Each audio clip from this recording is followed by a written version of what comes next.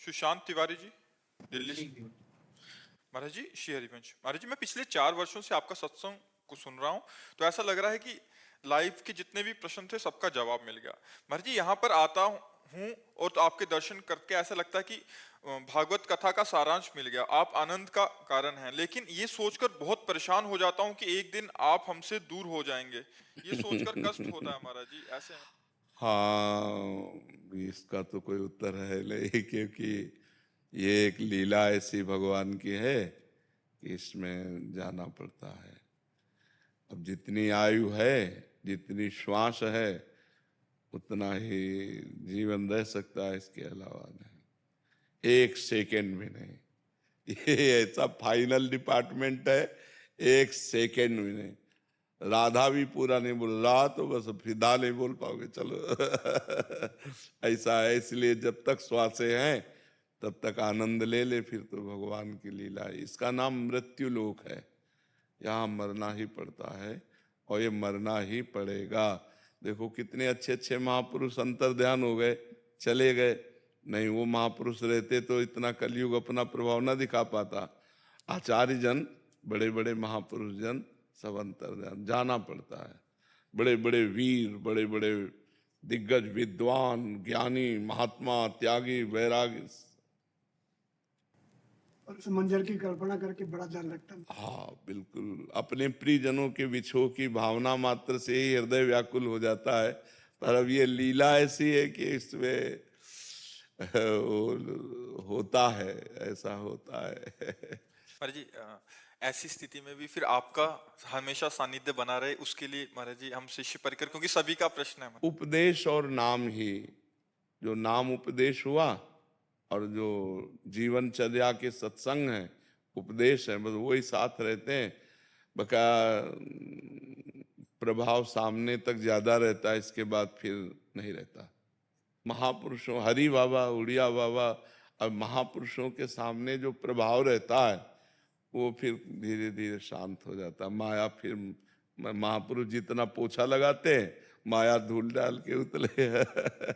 इसलिए जब तक श्वासें हैं तब तक आनंद ले लो, नहीं तो पता नहीं कब कौन किसकी कहाँ कैसे श्वास रुक जाए। बड़ा विचित्र खेल है, बड़ा भयावह संसार है, बड़ा भयावह है।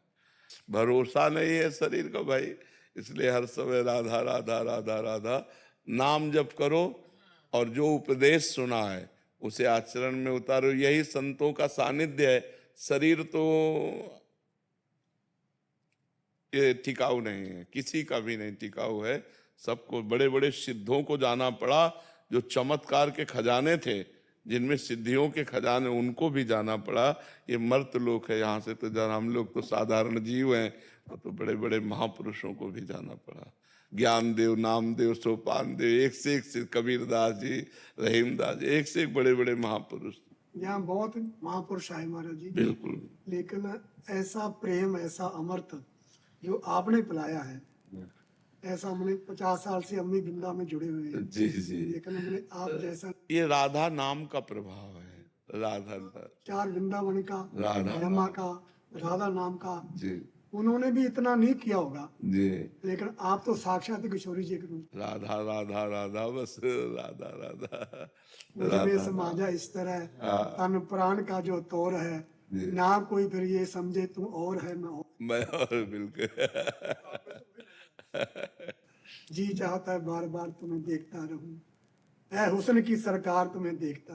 दीक्षा जी, राधे राधे महाराज जी। महाराज जी, मेरा नाम दीक्षा है। मेरी हमेशा से जिज्ञासा ये जानने की रही है कि दीक्षा का वास्तविक अर्थ क्या है। मानव जीवन में गुरु दीक्षा का क्या महत्व है महाराज जी? मानव जीवन में तो पूरा महत्व ही महत्व है गुरु दीक्षा का। बिना गुरु दीक्षा के जीवन का कोई अस्तित्व ही नहीं है। और दीक्षा का तात्पर्य होता है अपने हृदय की गुप्त मंत्रणा, अपने हृदय की गुप्त आध्यात्मिक ज्योति प्रदान करना। जो जीवन भर हमने भगवत प्रताप से प्राप्त किया, वो किसी को प्रदान करना, आध्यात्मिक। दीक्षा शब्द आध्यात्मिक है। तो अपने जीवन, नाम सुकृत धन अपनी जीवन, अतिहित मान देत वरदान। वो मानो सामने वाले को वरदान देते हैं कि अपने जीवन भर जो नाम जपा, मंत्र जपा, जो अध्यात्म ज्योति जगाई, वो प्रदान कर देते हैं दूसरे को। नाम सुकृत धन अपनी जीवन अति हित मान देत वरदान, वृंदावन हित बलिपद पावन, भक्ति प्रकाशत ज्यों जग भान, नमो नमो गुरु कृपा निधान, नमो नमो गुरु कृपा निधान। वो गुरु कृपा निधान अपने जीवनी शक्ति, अपनी भागवतिक शक्ति अपने शिष्य को प्रदान करते हैं। यही प्रदान करने का नाम दीक्षा है। और जो मुख से उपदेश देते हैं उसे शिक्षा कहते हैं, जो हृदय के गुप्त मंत्र को देते हैं उसे दीक्षा कहते हैं। सीमा जी, राधे राधे। महाराज जी, कैसे पता चले कि हम दीक्षा लेने के लिए तैयार हो गए हैं? दीक्षा लेने के लिए सब तैयारी है, बस मांस मदिरा, व्यभिचार, जुआ, परधन अपहरण, इन बातों को छोड़ दे।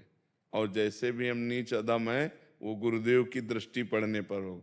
लोहा कभी सोना नहीं हो सकता, लेकिन पारस के स्पर्श से सोना होता है।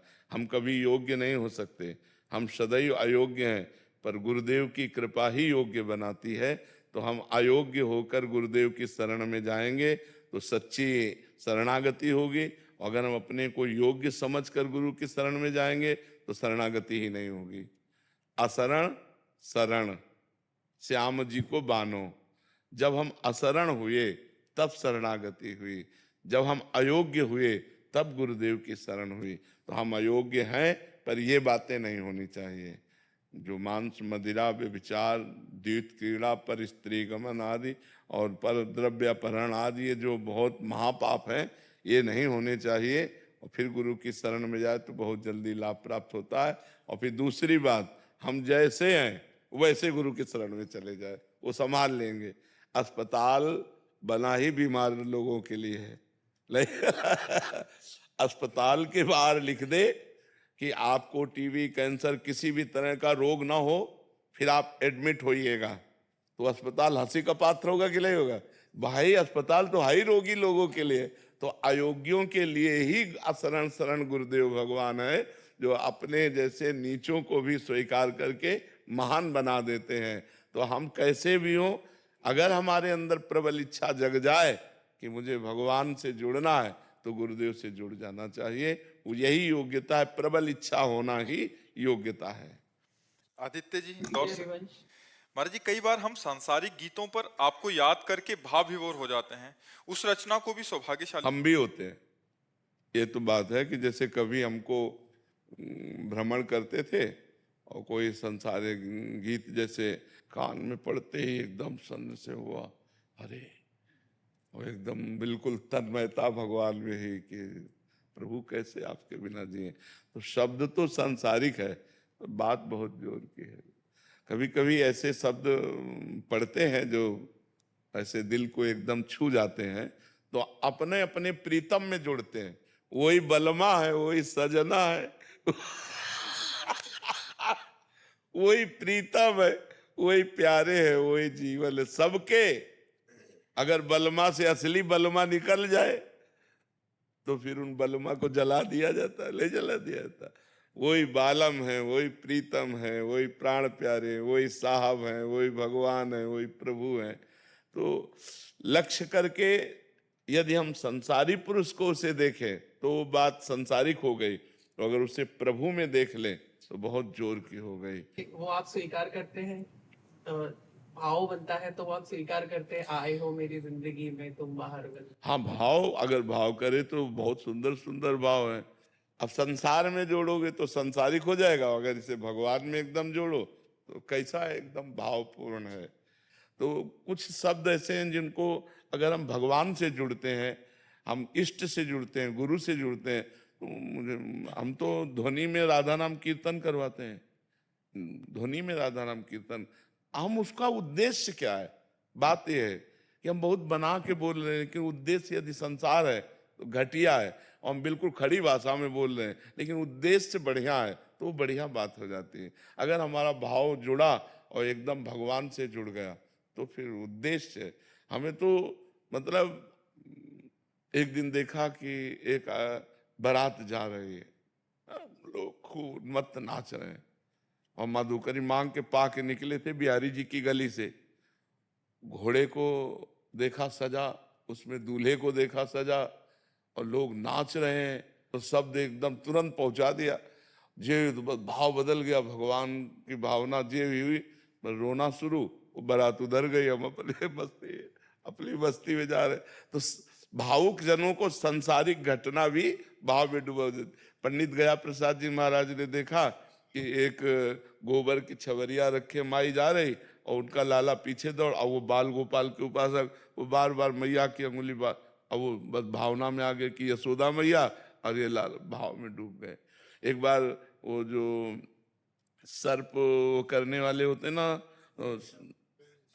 सपेरे, वो, हाँ, तो वो संत वेश में ऐसे लाल कपड़े, वो साष्टांग दंडवत से, शिष्यों ने कहा महाराज जी ये संत नहीं। अरे बोले संत साक्षात संत। भावुक जनों को संसारिकता में भी साधुता और संसार में भी भगवान नजर आते हैं, और जो संसारी पुरुष होते हैं उनको भगवान में भी संसारिकता नजर आती है। तो इसलिए हम ये नहीं कहते कि आज से तुम गाओ, लेकिन कभी अगर कान में पड़ जाए शब्द तो उसे भगवान में लाओ।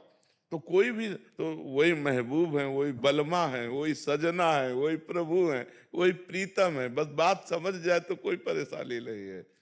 महाराज जी हम बहुत अशांत रहते हैं, क्यों भैया शांत रहे? तो मनुष्य जीवन तो आनंद के लिए। संसार में अकेलापन महसूस होता है महाराज जी, कोई नहीं है मेरा अपना।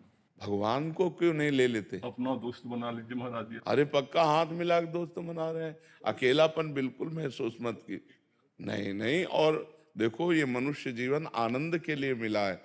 पशु पक्षी बेचारे जैसा प्रारब्ध हुआ वैसा भोग रहे हैं।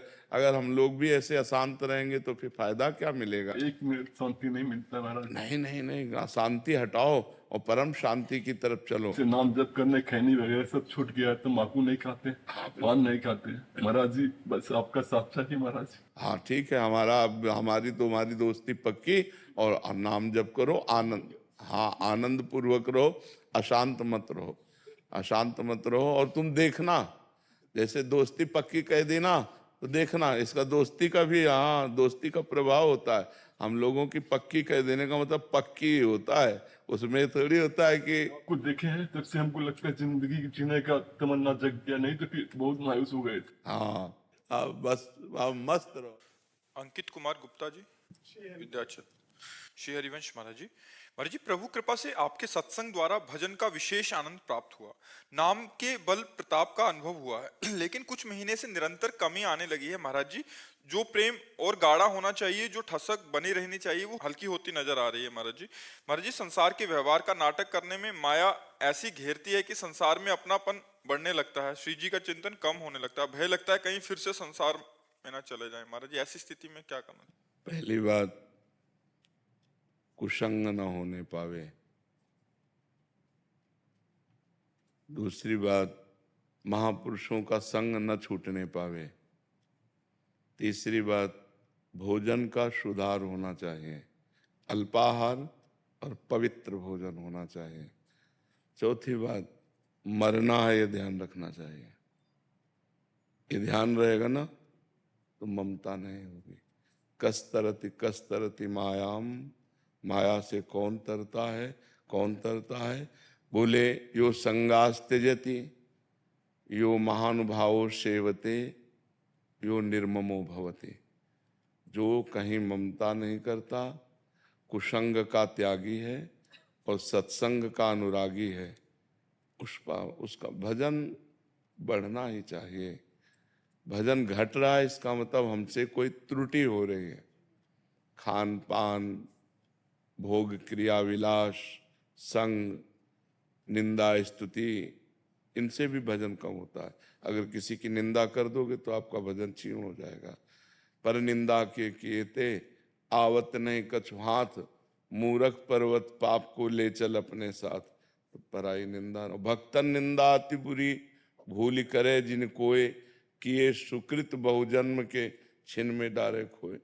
तो हम ऐसी सावधानी रखें, कम बोलना, कम सुनना, कम देखना, अधिक भजन करना।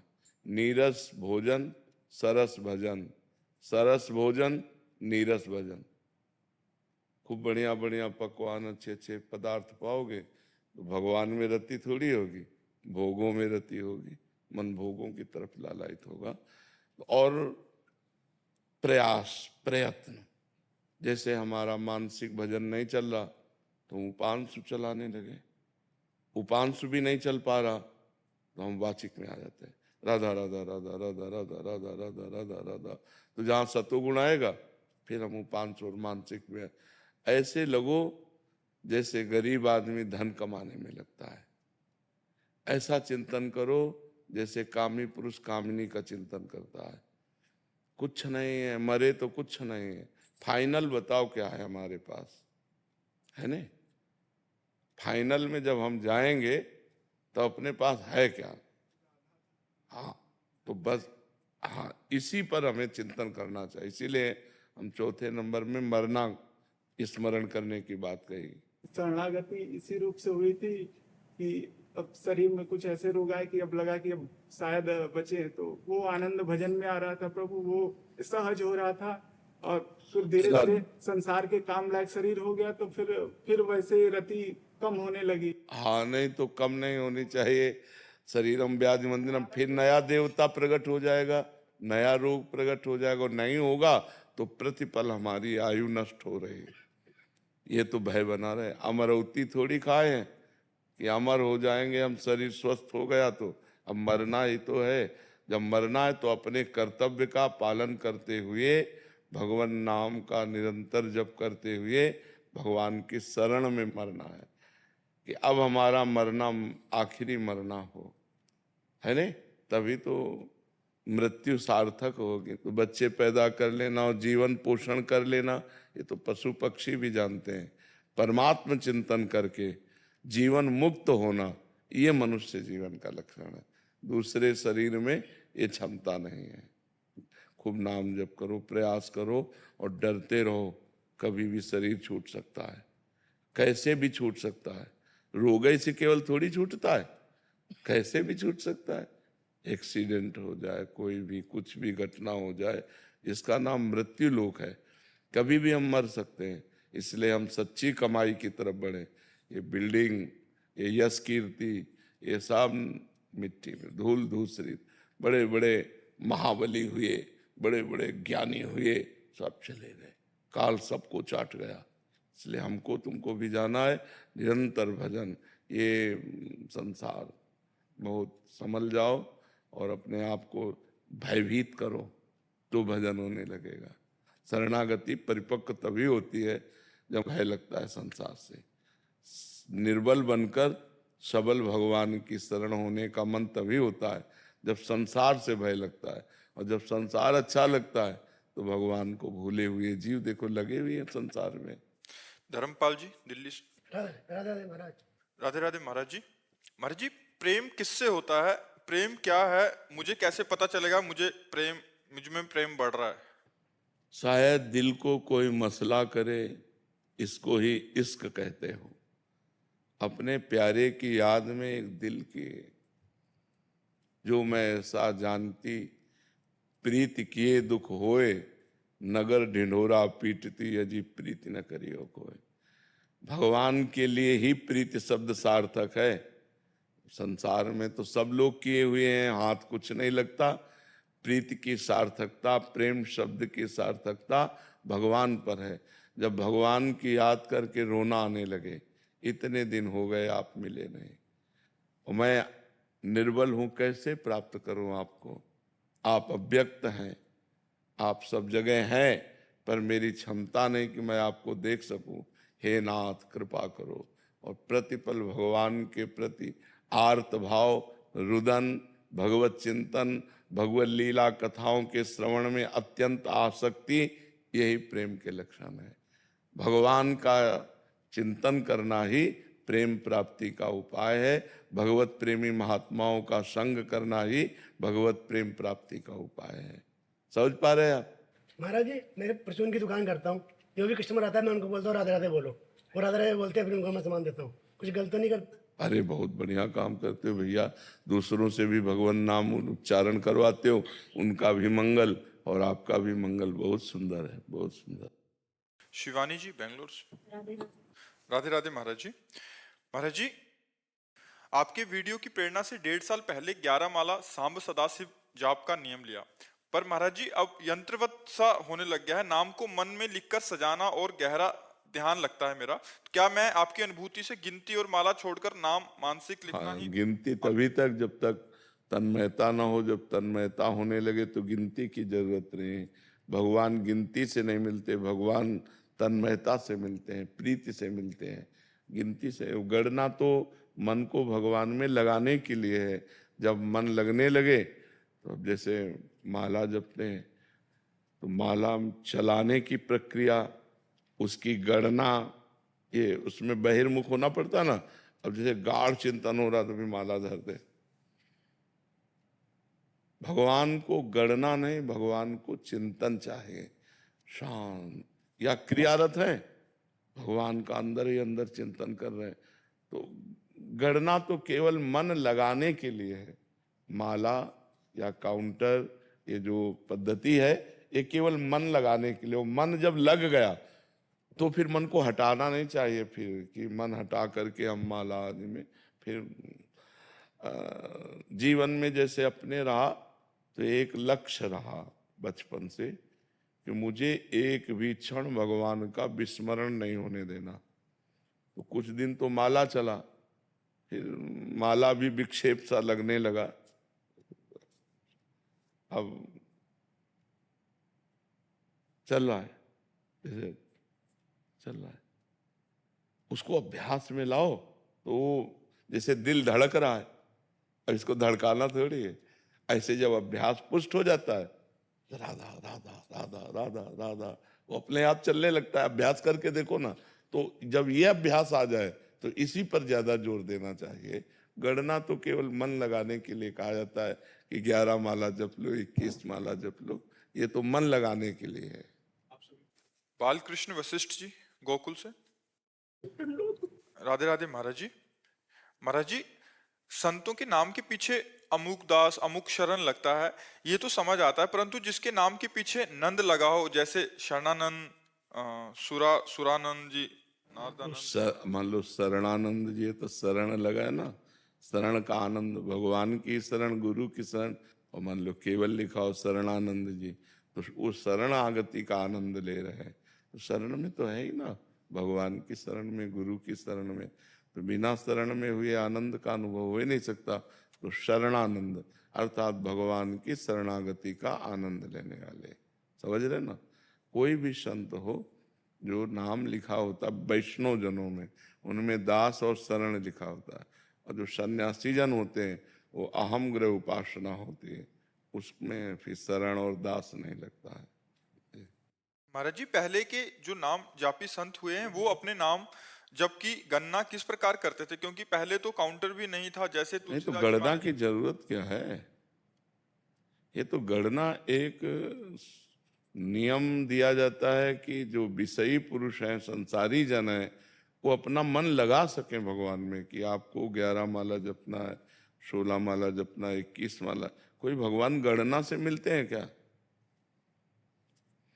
श्वास श्वास नाम जपे दुविधा रहा न कोई। अगर श्वास श्वास भगवान का नाम जप रहा है तो भगवत प्राप्ति में दुविधा नहीं। श्वास नाम श्वास दो बिलग चलत हैं, इनको भेद न मुँह को भावे। श्वास ही नाम नाम ही श्वासा, नाम श्वास को भेद मिटावे। रोम रोम जब रग रग बोले, तब कछ स्वाद नाम को पावे। जब रोम रोम रग रग में समा जाए वो परमात्मा अनुभूति। निरंतर नाम जब माला से करो, काउंटर से करो, ये मन लगाने के लिए। और जब मन लग जाता है तो माला और काउंटर की जरूरत नहीं होती। वो तो जैसे तुलसीदास जी ने 9 नौकाएं भरी थी, तो नौका का मतलब क्या होता है? जो नौका बोलते हैं भजन मार्ग में, कैसी नौका है? जो बताते हैं ऐसा के, अब हमें बताओ ना कैसी नौका है। बताते हैं एक अरब नाम से एक नौका भरती है। क्या होता है नौका का मतलब? हम इन बातों, हमारी बात यह है, एक भी श्वास, एक भी सेकेंड अंतर में एक भी वृत्ति भगवान से विमुख नहीं जानी चाहिए। भगवान कहते हैं गीता जी में, जो कहते हैं अनन्य चिंतयन्तो माम, अन्य चिंतन होने ही ना पावे। अनन्य चिंतन, मेरा अनन्य चिंतन हो, बस अनन्य चेता सततम, मेरा अनन्य अभ्यास योग युक्तेन चेतसा नान्यगामिना, चित्त और कहीं जाए ही ना, निरंतर परमात्मा में स्थित। यहाँ नौका और कमंडल और ड्रम भरने की बात नहीं है, यहाँ हृदय भरने की बात है। पूरा हृदय भगवदाकार, एक सेकेंड भी अन्य स्मृति नहीं, तब जाके भगवत साक्षात्कार होता है। कोई अन्य न चिंतन होने पाए, हर समय भगवान का चिंतन सबसे बड़ी बात। ये तो प्रारंभिक है, माला है, काउंटर है, ये सब प्रारंभिक है। जब मन रम गया तो फिर माला तो कर में फिरे, जिभ्या फिरे मुख माए, और मनुआ 34 फिरे, सो तो सुमिरन नाए। अब माला और मन घूम रहा है विषयों में, संसार में। भगवत प्राप्ति हाथ को करनी है क्या? मन को करनी है। मन विषयी मन जगदाकार दुर्गति, भगवत भजन परायण मन भगवदाकार सदगति। खास बात समझनी, निशाने पे तीर मारो, इधर उधर भटकाने से क्या। मन जो विषयों में लगा हुआ है वही विषयाकार परिणाम दुर्गति, मन जो भगवान में लगा हुआ है भगवदाकार परिणाम भगवत प्राप्ति सदगति। तो हमें भगवान की प्राप्ति करनी है, तत्व बोध करना, तो खूब नाम जप करे। गणना भगवान को दे दे कि आप गिनो, हमारा तो काम है आपका सुमिरन करना, हर क्षण आपका सुमिरन करेंगे। जीवन में एक ही नियम बनाया कि मुझे भगवान को भूलना नहीं है, बस निरंतर नाम जप करना है, बस उसी से सब कुछ। इधर उधर भटके नहीं, किसी को साथी नहीं बनाया, किसी को आदर्श उसी को बनाया जो भगवत प्राप्त है। सन्यास के आदर्श पूज्य पाद उड़िया बाबा, भक्ति के आदर्श पूज्य श्री हनुमान प्रसाद पोद्दार जी, प्रेम के आदर्श महाप्रभु हरिवंश चंद्र जी। आदर्श बड़ों को रख करके उनके अनुसार आचरण करते हुए चलो, लक्ष्य को प्राप्त हो जाओगे। प्रीति शर्मा जी चेन्नई से।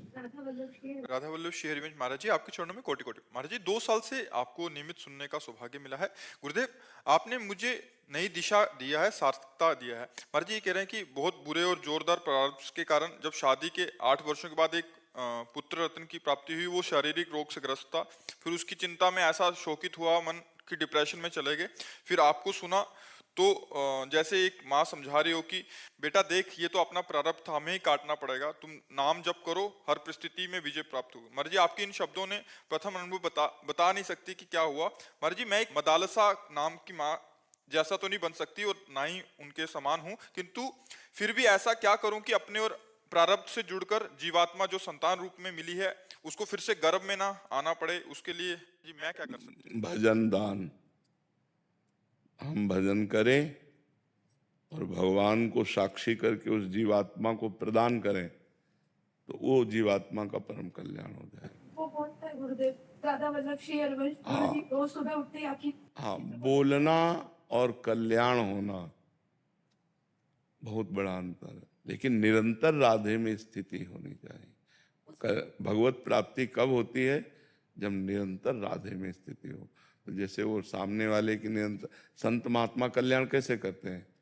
आशीर्वाद केवल जबान से थोड़ी होता है, तप और भजन उस जीवात्मा को दे दिया और उसकी आध्यात्मिक उन्नति होने लगी, उसका कल्याण हो गया, उसके रोग नष्ट हो गए, उसकी बुद्धि शुद्ध हो गई। वो अपना देते हैं, इसीलिए तो संतों को नमन किया जाता है। उनकी चरण रज माथे में कि इतना कठोर व्रत, इतना कठोर नियम तप करके वो सहज में दे देते हैं, कोई बदले में कुछ लेते नहीं है, सब देते ही देते हैं।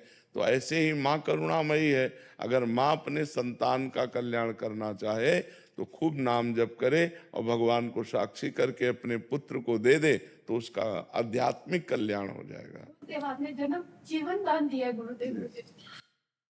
जय जय राधा वल्लभ श्री हरि, जय जय श्री वृंदावन श्रीवन, जय जय राधा वल्लभ श्री हरिवन, जय जय श्री वृंदावन श्रीवन, जय जय राधा वल्लभ श्री हरिवन। जय जय श्री वृंदावन श्री वन सबसे पहले तो ये बहुत अच्छा लगता है कि सब आप सात्विक वेशभूषा में एकदम भारतीय सात्विक वेशभूषा। हाँ। गुरुदेव सब आपकी कृपा है। अब हम ना क्या करते हैं, इकट्ठे होकर ना संकीर्तन करते हैं। तो जो छुट्टी वाला दिन होता है, हमें आता तो कुछ नहीं, पर राधा राधा नाम का जप करते हैं। तो पहले तो अपने घरों में ही करते थे, अब कोई पड़ोसी और इधर उधर बुलाने लग गए, तो हम लेते तो किसी से कुछ नहीं। तो पर ये है कि वो प्रसाद वगैरह पाना पड़ता है। हाँ, कोई बात नहीं है, हम अर्थ ना ले, भेंट रूप में ना ले, अब प्रसाद रूप में अगर हमें भोजन मिल रहा है या कोई दुपट्टा आदि तो वो चलेगा, अर्थ ना लें बस। हाँ, क्योंकि आप लोग गृहस्थ हैं तो अर्थ लेना, और ये बहुत पुण्यदायक रहेगा। जैसे किसी के घर में गए और सब मिलकर नाम संकीर्तन कर रहे, तो इससे आपका भी परम लाभ होगा और दूसरों का उत्साह बनेगा और आप उसके आदर्श बनेंगे। क्योंकि आजकल सब पैसा का खेल हो रहा है, उपदेश तो पैसा लेके, कीर्तन तो पैसा लेके। जब आप लोग ऐसे कीर्तन करेंगे ना और कुछ लेंगे नहीं, तो ये आदर्श भी स्थापना होगी, बहुत उत्तम रहेगा। वकीलों की मंडली बनाई है बाबा। हाँ, बहुत। ये आपकी कृपा, हेतु की कृपा से, वरना ये कभी हो नहीं सकता। हाँ, बिल्कुल। जो सात्विक सब हो गए महाराज, चंडीगढ़ हाई कोर्ट के।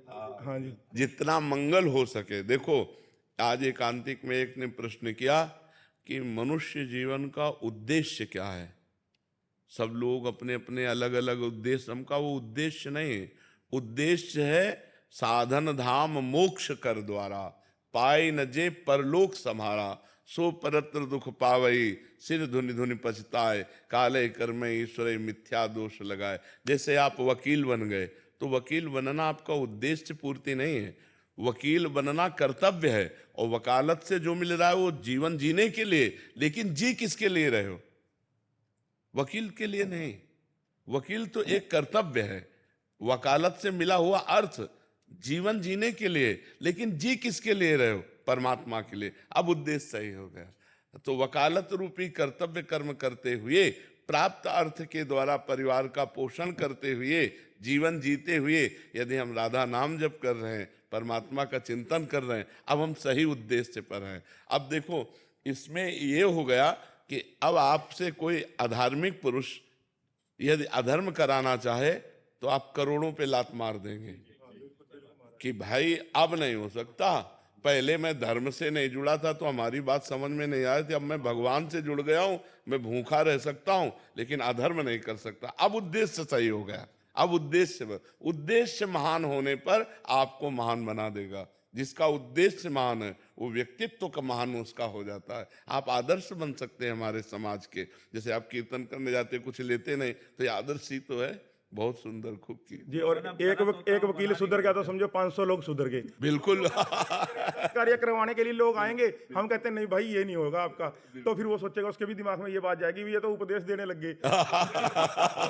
फिर उसके मन में आएगा भी चलो छोड़ो यार, ये तो क्यों लड़ाई करनी। आप भगवान मना कर देते हैं, गलत कोई होता है मना कर देते हैं, हम नहीं लेंगे आपको। हाँ भाई, पैसे खराब मत करो।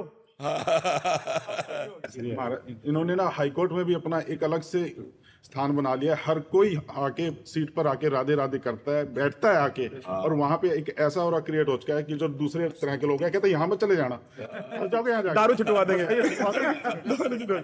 और महाराज जी, जो भी कुछ आती है चीज, पहले तो मैं अकेला भोग लगाता था, अब इतनी देर ये मेरा इंतजार करते हैं। मैं अगर कोर्ट में हूं ना जी, कोई चीज आ गई तो भोग लगाने के लिए पहले मानसिक भोग लगेगा श्री जी को, उसके बाद सारे पाएंगे।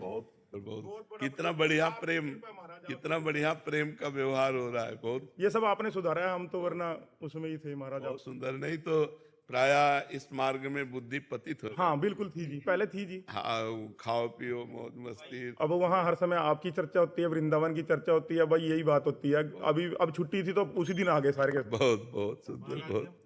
जय जय श्री राधा वल्लभ लाल जी। जी महाराज जी, आप दोनों का लगभग एक जैसा प्रश्न है। आप कह रहे हैं कि प्रभु के द्वारा ही बनाई गई सृष्टि के कारण इनका पुरुष से पुरुष और इनका, तो महाराज जी कह रहे हैं कि मतलब अज्ञानतावश पुरुष जी कह रहे हैं कि 150 से भी अधिक पुरुषों से संबंध हो गया, अभी इतना नाक्रम हो गया। मैं भूतकाल की सारी वैसे किसका, वैसे कोई छुपाने या शर्माने का विषय नहीं है। जैसे हम डॉक्टर के सामने अपनी हर कमी रखते हैं, ऐसे हम संत सदगुरुदेव के सामने अपनी बात रख सकते हैं। तो हमें लगता है कि तुम्हारे ऊपर भगवान की विशेष कृपा है। क्या? अगर आप पुरुष संयोग ना करें तो स्त्री से आपकी आसक्ति नहीं है तो आप एक भगवत प्राप्त महापुरुष बन सकते हैं। क्योंकि त्रिभुवन में जब जब जहां जहां जिसने साधना की तो उसको स्त्री से मुंह की खानी पड़ी। शास्त्रों में बहुत वर्णन है। और तुम्हारा स्वाभाविक आकर्षण नहीं है। क्यों? तुम्हारा स्त्री की तरफ स्वाभाविक आकर्षण नहीं, बस रोक लेना है। अच्छा, थोड़ा विवेक से सोचो, आपने ऐसा किया भी, क्या मिला आपको? मतलब परिणाम। बिल्कुल खुल के अपने ऐसे बात करते हैं जैसे दोस्त बात करते हैं। केवल डर मिला और चिंता मिली। और कोई सुख तो मिला नहीं। तो मुझे लगता है यदि आप थोड़ा भगवान नाम जप करें और इसे कंट्रोल करें, आप बहुत उत्तम मनुष्य बन सकते हैं। क्योंकि जो व्यभिचार प्राण जीव है वो ना अपना कल्याण कर सकता है ना दूसरों का कल्याण कर सकता है। और ये जो काम भोग सृष्टि में रखा गया है, एक सृष्टि क्रम को बढ़ाने के लिए रखा गया है। सृष्टि क्रम को बढ़ाने के लिए रखा गया है। तो स्त्री और पुरुष का जो संयोग विधान शास्त्रीय है वो संतानोत्पत्ति के लिए है, ना कि केवल मनोरंजन के लिए। शास्त्र सम्मत। तभी उसका जीवन ब्रह्मचर्य परायण स्वस्थ पर, और कभी साल 6 महीना में एक बार ऐसा, तो वो बहुत अच्छा जीवन। ये व्यभिचार प्रवृत्ति तो मतलब बहुत निकृष्ट आदत है और ये सबको नष्ट कर रही है। तो मुझे लगता है भाई, यदि आप थोड़ा विचारवान बन जाएं और अध्यात्म की शरण लेकर इसको शासन में लें तो आप बहुत अच्छे बन सकते हैं। क्योंकि धर्म पालन है तो संभोग होगा नहीं, संतानोत्पत्ति योग संबंध होगा नहीं है, केवल भोग विलासिता मनोरंजन। तो हमें आप खुद अनुभव करके देखो, क्या आप ऐसा जीवन नष्ट करना चाहोगे? तो मुझे लगता है नियम और संयम में आना चाहिए। अगर आप अभी अनुभव कर लें तो कर लें, कुछ दिन बाद हमारी बात याद कर लेना, हाथ कुछ नहीं लगेगा। अच्छा, दूसरी बात, थोड़ा विचार करो, कहाँ क्या है सुख भाई? हम ऑपरेशन करके आपको बता रहे दिमाग के, हमारे दिमाग का क्या है भाई? कौन सा सुख है? दुर्गंध और मल भरा हुआ है, वहीं से तुम्हारी रति है। तो मुझे लगता है कि ये पूर्व संस्कारवश, ये आपकी कोई उपज नहीं है, ये आपकी कोई मनपसंद बात नहीं, आपके दिमाग में पूर्व प्रारब्ध वसात ये संस्कार है। तो इस संस्कार को जीतने के लिए मनुष्य शरीर मिला है, इसी संस्कार में मिट जाने के लिए नहीं मिला है। अगर आप जीतते नहीं है तो मिटा देगा। कितना गंदा स्वरूप आपका होगा, चाहे वो बहन हो चाहे भाई हो, आप विचार करके देखो। उसके जीवन का मतलब क्या रहेगा? केवल मनोरंजन, धर्म से कोई मतलब नहीं इसमें। तो हमें लगता है अगर हम ब्रह्मचर्य धारण करें और भगवान की तरफ बढ़ते हुए समाज सेवा करें, अगर हमें संतान ही प्रिय है तो किसी की भी गोद नामा से हम संतान ले सकते हैं और अपने परिवार का वृद्धि कर सकते हैं। तो मुझे लगता है व्यर्थ में ऐसा अगर ना कीजिए तो बहुत विशाल जीवन बन जाए। ब्रह्मचर्य भी तो एक मार्ग है जिसके द्वारा हम परमात्मा प्राप्ति करें, समाज सेवा करें, जो चाहे वो कर सकते हैं। इस तरह मल द्वार में अपने को आसक्त करके जीवन व्यतीत करना मुझे लगता है कि ठीक नहीं है। स्त्री पुरुष का जो संयोग है वो संतानोत्पत्ति के लिए, धर्म में काम को भगवान अपना स्वरूप कहते हैं। धर्म में काम मैं हूँ, तो वो धर्म तो यहाँ दिखाई नहीं दे रहा। और ये आप में ही नहीं है, लाखों बच्चों में है। और वो उनकी कोई उपज नहीं है कि वो अपनी उपजाए हैं, ये बात वो उनके स्वभाव में पूर्व प्रारब्ध से आई हुई है। पर वो विजय प्राप्त कर सकते हैं। अगर वो इस तरह से अपने जीवन को नष्ट करेंगे तो कब तक नष्ट करेंगे? क्या घृणा नहीं होती आपको? जलन हो गया। हाँ, तो मुझे लगता है इसका सुधार किया जाए। एक बात और से वृंदावन में भी आके कई बारी मतलब मुझे 7-8 बारी देखो, अगर हमारी गंदी बात है तो हम कहीं भी जाएं, गंदी बात तो हमारी रहेगी। तो सत्संग में जैसे बोले थे कि ये उपजाऊ भूमि हाँ, बिल्कुल पाप। के अंदर से कि एक पाप आपको लाख बारी दंड देगा, तो आप हाँ, तो आप ऐसा करना कि वृंदावन की परिक्रमा करना नंगे पैर और मौन रहना, नाम जप करना राधा राधा, और फिर साष्टांग दंडवत करना जब परिक्रमा हो जाए, और गलती मानना वृंदावन से। बड़ा कृपालु वृंदावन है, वो क्षमा कर देगा। और धीरे से इसका सुधार कीजिए, सुधार करने से ही हमारी बात बनेगी, नहीं तो जीवन बर्बाद हो जाएगा बच्चा इसे। जो पिछली घटनाएं है वो वर्तमान के चिंतन को खराब करती है। इसीलिए वर्तमान में राधा नाम जप करो, अधिक भगवान नाम जप करो, बलिष्ठ बनो, इंद्रिय विजयी बनो, समाज सेवा करो, माता पिता की सेवा करो। संतान की आवश्यकता हो तो बहुत से लोग ऐसे हैं जो अनाथालय में संतान दे देते हैं।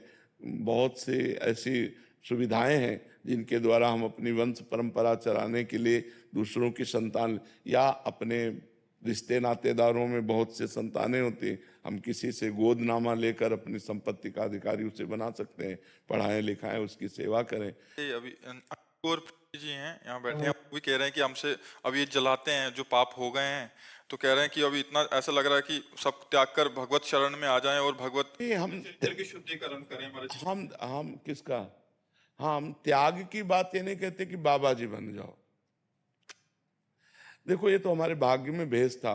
भेष से भगवान की प्राप्ति नहीं होती, उद्देश्य से भगवान की प्राप्ति होती। आप गृहस्थ में रहिए, अच्छे पवित्र आचरण कीजिए, ब्रह्मचर्य का व्यवहार कीजिए। जैसा हमें जीवन मिला है, हम उस जीवन को सही मोड़ पे लाएं। ऐसा तो है कि हमारे गलत संस्कार हैं तो हम गलत संस्कारों की तरफ बढ़ते चले जाएं। अगर हमारे गलत संस्कार हैं, हम दोनों मित्र की तरह रहें, पवित्र रहें, अच्छे आचरण करें, दोनों मिलकर कमाएं और किसी गरीब की सेवा कर दें। बड़े बड़े ऐसे गरीब लोग हैं, बीमार लोग हैं, उनकी सेवा करें, नाम जप करें, तो हमारा जीवन सार्थक हो जाए। इस तरह के जीवन में कोई, आप खुद देख लो क्या है ये जीवन, एक मतलब खिलवाड़ जीवन है। न धर्म है, न पवित्रता है, न भगवत अध्यात्म है, तो बुझा हुआ जीवन किस काम का जीवन। तो सुधार किया जाए। और ये आपका दोष नहीं है, ये आपके पूर्व जन्म के संस्कार में, आप जैसी लाखों बच्चियां, लाखों बच्चे हैं, लाखों हैं, कोई एक दो नहीं, कोई शर्म की बात नहीं, लाखों बच्चे बच्चियां हैं। हाँ, इसको सुधारा जाए, इसको सुधारा जाए। अच्छा, मान लो जैसे ये कहे कि हम तो दोनों जीवन भर मित्र भर, तो क्या जीवन का उद्देश्य आपका केवल इतना ही है? मतलब आपका जीवन इसी में समाप्त है? मनुष्य जीवन का उद्देश्य केवल इतना ही है, इंद्रियजन्य भोग? नहीं यार, मनुष्य साधन धाम मोक्ष कर द्वारा, पाए न जे परलोक समारा, सो परत्र दुख पावई, सिर धुनि धुनि पछताए, काले कर्म ईश्वर मिथ्या। ये संयम से रहो, अभ्यास करो, संयम से रहो, दोनों मित्र की तरह रहो, एक जगह रहो, दोनों कमाओ, समाज की सेवा करो, परिवार की सेवा करो, गंदा आचरण न करो। जरूरी है गंदा आचरण करना, गंदे आचरणों से हमारा अंतःकरण निर्बल होता चला जाता है। खुद आप अनुभव कर लो, एक अपने से घृणा सी आने लगती है, लगता है कब तक करूंगा, कब तक। तो इसलिए उठो, ये कोई आप में ही दोष नहीं है, चराचर जगत में दोष है। पशु पक्षी हर जीव काम से व्याकुल है। भगवान की शरण में आकर, भगवान का नाम जप कर, भगवान का चिंतन करके हम अध्यात्म बल से इसे रोक सकते हैं, दूसरा कोई उपाय नहीं। देखो, जेलें भरी हैं, अगर आप पूरी जेल को छानोगे तो आधे निकलेंगे व्यभिचार में, आधे केवल व्यभिचार प्रवृत्ति वाले मिलेंगे जो जेल में भरे हैं।